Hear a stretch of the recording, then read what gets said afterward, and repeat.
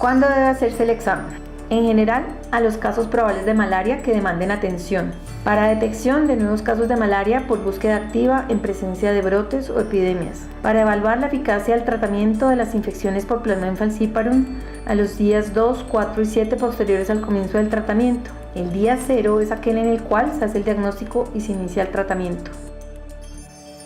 En zonas endémicas, a embarazadas en control prenatal desde la primera cita en forma rutinaria, a menores de 5 años con enfermedad diarreica aguda, infección respiratoria aguda o anemia grave, a recién nacidos producto de madre con malaria durante el embarazo, en el momento del parto y en los controles posteriores, y para confirmación de diagnóstico de malaria en pacientes remitidos con ese diagnóstico.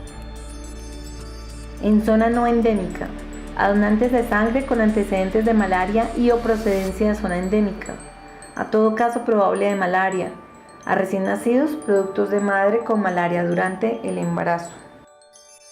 En casos especiales, a pacientes con evidencia epidemiológica de padecer malaria pero con gota gruesa inicial negativa. Repetir en ese caso el examen cada 12 horas hasta por 48 horas. A pacientes con gota gruesa inicial negativa pero con cuadro clínico probable de malaria o con antecedentes de medicación antimalárica o uso de antibióticos tales como tetraciclinas, clindamicina, trimethoprim-sulfa en los últimos 30 días. ¿Cómo se hace el diagnóstico? Principalmente se utiliza la gota gruesa. Se enfoca inicialmente un campo microscópico ideal de 10 a 20 leucocitos por campo para determinar la especie o especies infectantes y realizar el recuento parasitario informándolo en términos de parásitos por microlitro de sangre.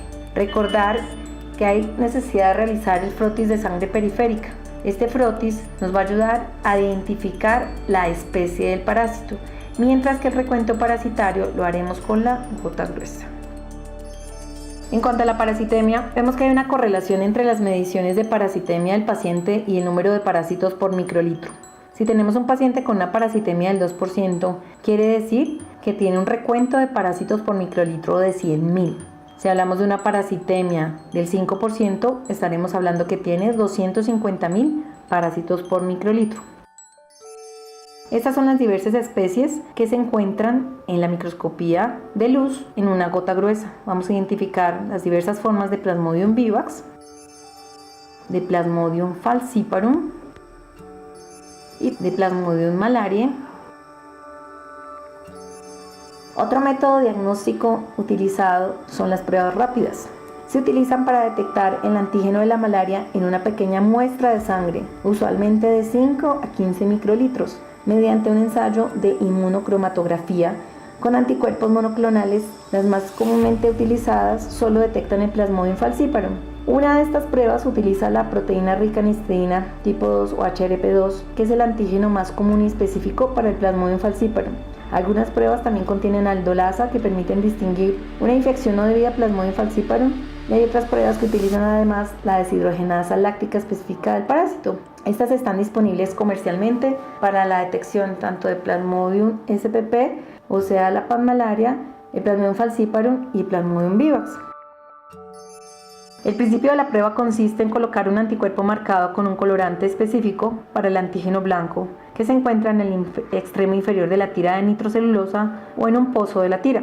El anticuerpo específico para el mismo antígeno blanco es el que se encuentra fijo a la tira en una banda fina de la prueba.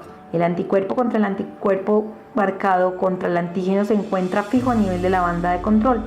En la gráfica 2 vemos que la sangre y el amortiguador se colocan en la tira o en el pocillo y se mezclan con el anticuerpo marcado y avanzan por la tira atravesando las líneas de anticuerpo fijo.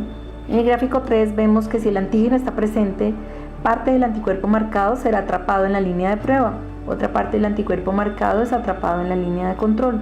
Los problemas de falsa interpretación de negatividad con estas pruebas se deben a que los parásitos pueden ser insuficientes para que el resultado sea positivo, a que la prueba de diagnóstico rápida pueda estar dañada, lo cual reduce su sensibilidad, y a que es posible que la causa de la enfermedad sean otras especies de parásito de la malaria en que la prueba que utilizamos no esté concebida para detectarlas.